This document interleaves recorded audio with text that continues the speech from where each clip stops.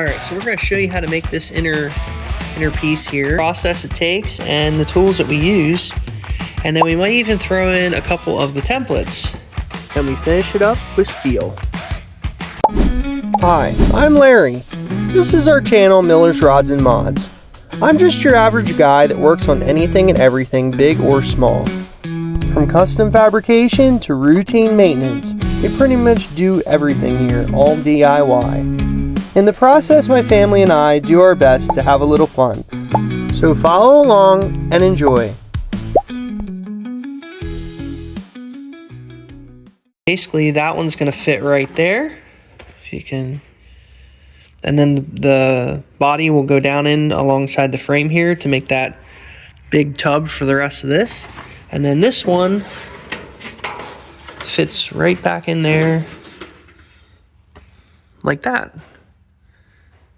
So we'll take you through a few of the steps. Let's do this inner piece first, and then I'll show you the rest of these and some of the tools I use with that. All right, we took this scrap piece of steel, we measured 2 inches, and then we scribed the line the whole way down. And we're gonna cut this right down the line. Now, if you guys don't have this type of equipment, you can use hand shears. It's kind of difficult with hand shears unless you have like really long blades on it for cutting something this long.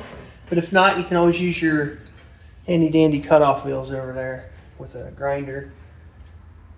And it's usually, I mean, it looks just as nice. This takes less time than it does to cut it. Now I screwed up a little bit there. You don't want to cut the whole way through with your blades, because then it makes a dent in it, as you can see there. But for what we're doing, it's not going to make a difference because you're probably not even going to see this piece anyway. But there you have it. We got this piece cut out. Okay, so now the next part you got to think of is how much of a lip do you want here. And I did 1/2 inch. I think that's plenty, and we're basically going to spot weld the whole way down this.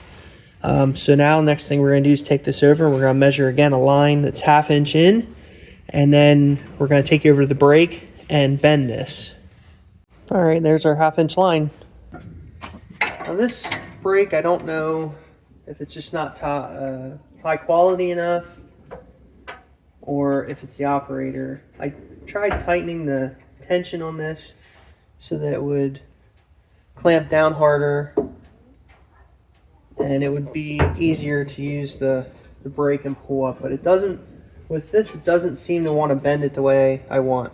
So what I usually do is I just clamp it in there real tight, and then I just start hitting it with a hammer to get the 90 degree. It also might be not made for something, the thickness of this metal. It's a little thicker than your typical floors would be, but I do that because it's easier when you're trying to weld it.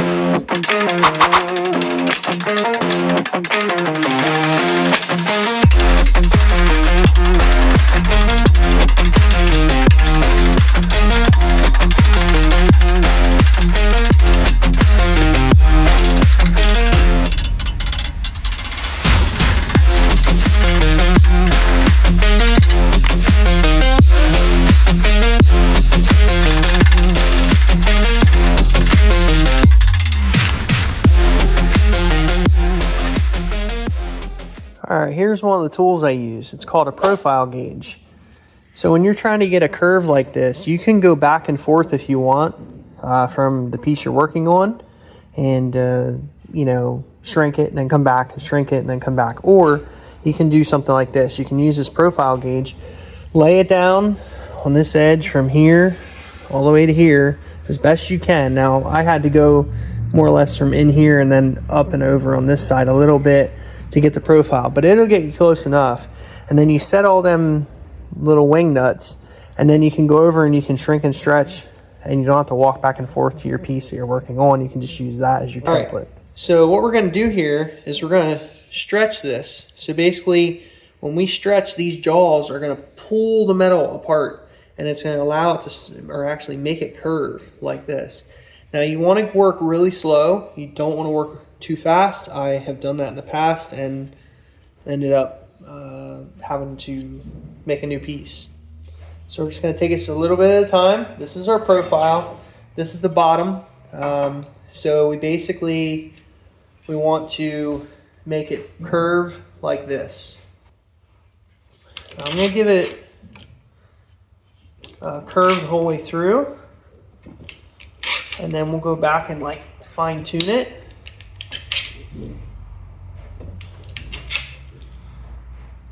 Just a little bit at a time. All right, so then we're going to check the piece. It's almost there. So if you take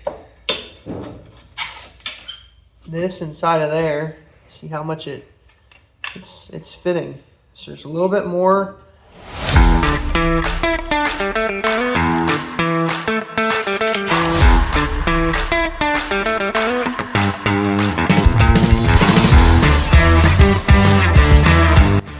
Oh, screwed up. So it went too far. So I say go a little bit at a time. So we're going to put it in the shrinker and try and work it back a little bit.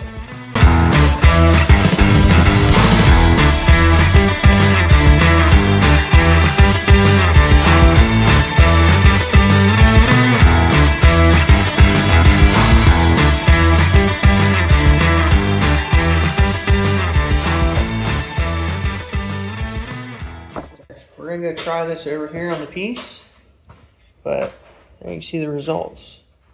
All right, you can see how it's fitting pretty nice. It took a few more shrinks because I overstretched it. And that's what I was telling you guys earlier.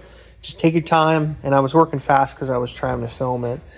But now we got it pretty close. So how do you make this cut flat? Well, you take another piece of tubing like this, and then you trace the line, if you can see it right here, on the back side of that, and you cut it flush, and it'll allow the piece to sit down, and it'll sit nice and flush with that. You might have to do a little trimming, to make it fit perfect, but it should fit pretty close. All right, so now you see we got it fitting real nice and flush. We just cut that line, we cut it back here, and now she fits nice against that edge later for welding. Now it's not sitting tight up against there at the moment.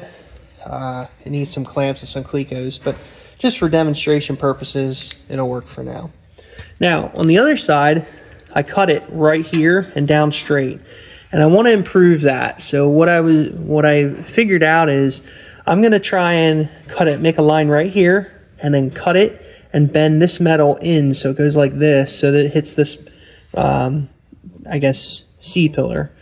That way it closes up that gap and it looks a lot nicer. All good? Nice. All right, as you can see, we trimmed this a bit, did a little bit of cutting. Now it's not sitting flat, so that's why there's a little bit of a gap there, but we'll grind these welds flatter so that it'll fit nice and flush. What'd you build? Bridge. A bridge, oh yeah. Where are your shoes at? Right there. Well, why aren't they on your feet? I don't know. You don't know. Mud. Huh? I was in the mud. You were in the mud. Mm-hmm. Go figure. Kylan getting into mud.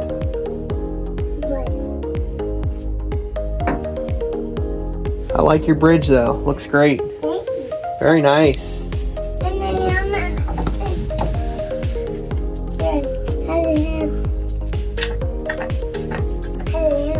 Yeah, you had to borrow the hammer. That's what it's for. Would you like me to take that out of there?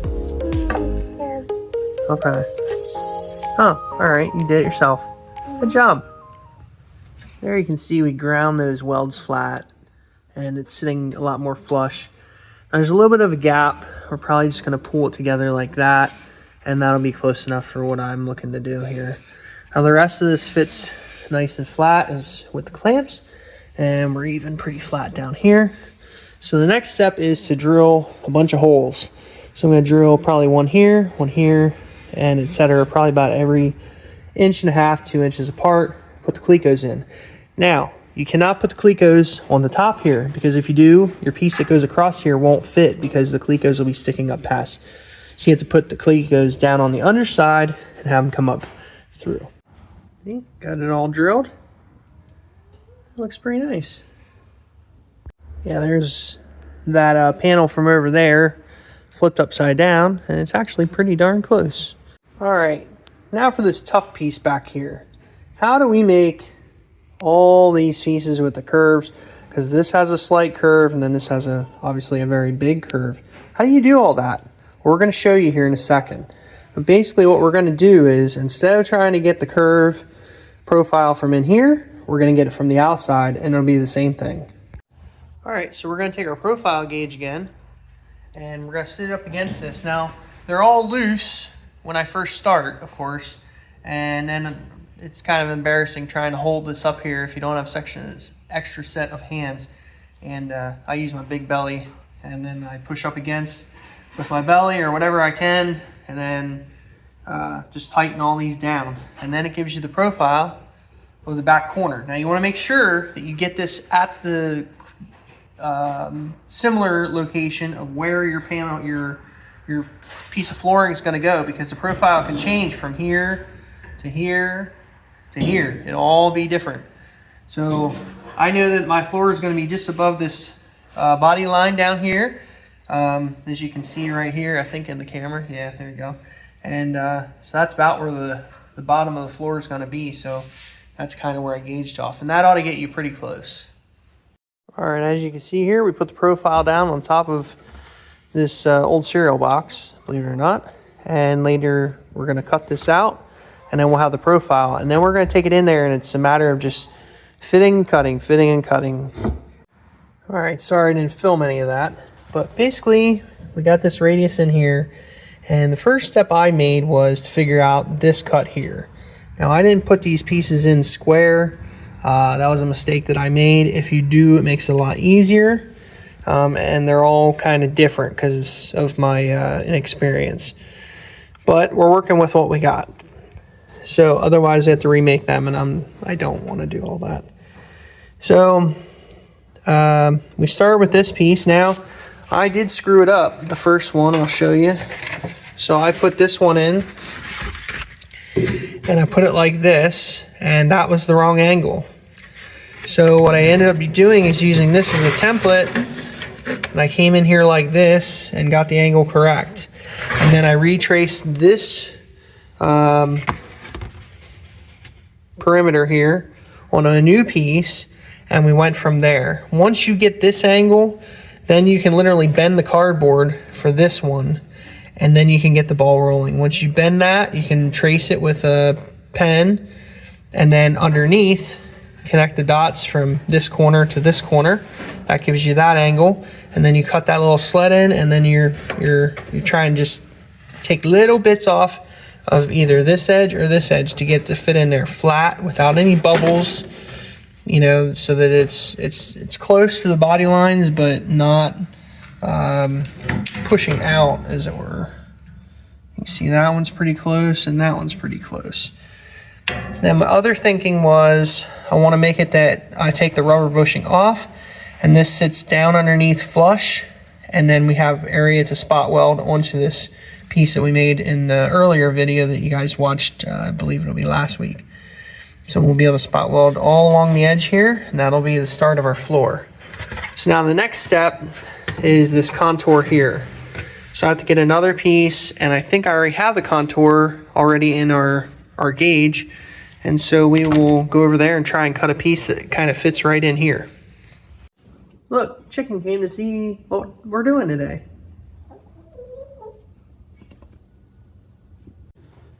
Alright, so we got that piece pretty much done too. You just want to creep up on this. So I did the outer perimeter first, and then I stuck this piece up against like this, and it had a lot of excess on it. And then I marked this line first. I cut it, and this flap was actually bent up this way. And yeah, so I cut it, stuck it in here like this, and got it pretty close where I thought it would be. And then it was a lot of trimming, mainly here. I trimmed that, I don't know how many times. You can see all the paper down there. And we just kept steadily moving it back and moving it back and moving it back until it fit just right. Now I'm going to tape these two pieces together, and it's not quite perfect up against that body line. If you see, there's a little bit of gap, but Overall, it's pretty good. And then the other idea was to get this line here straight with the edge of the chassis, because then we're going to build a little belly in here where the panel goes down and across the floor. One more thing I wanted to mention with this, if you happen to make a piece or template or whatever and you cut it a little too shy, say you get up against here and it's not quite right, well, the easiest solution to that, as long as it's not too far off, is take a piece of tape and put it right up against that edge and put it on your template, and that'll give you just about the right line that you need.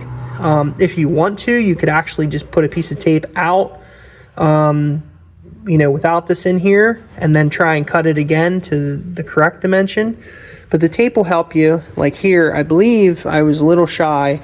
It might have been I didn't have enough cardboard, or I just cut it too short, and so I'm using the tape as the straight line that comes down here. So I put the tape out here a little bit more, and then taped it to the back to itself, basically underneath there, and then I trimmed the line to fit so that it lined up with that chassis just like the other side.